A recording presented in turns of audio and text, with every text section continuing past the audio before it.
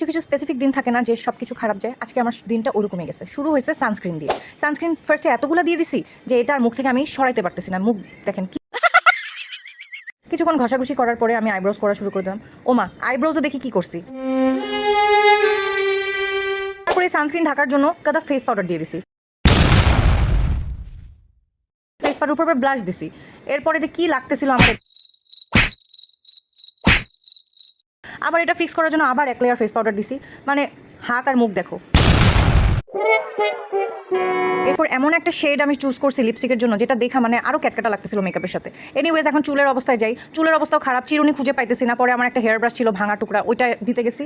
এটা দিয়ে তো চুল আঁচড়ানোই যাইতেছিল না, খালি জটের মধ্যে লাগে আর উড়ে উড়ে পড়ে যায়। যেই কাজটাই করতেছি ওই কাজটাই এমন এলোমেলো হতেছে কেন? তারপরও একটা চশমা মুখ চোখে দিয়ে গায়ে পারফিউম দিয়ে এমন একটা ভাব নিলাম অ্যাজ ইফ নাথিং হ্যাপেন্ড। কিন্তু বাইরে যাওয়ার পর যা হয়েছিল আমার পুরো মুখটা ধোয়া লাগছে।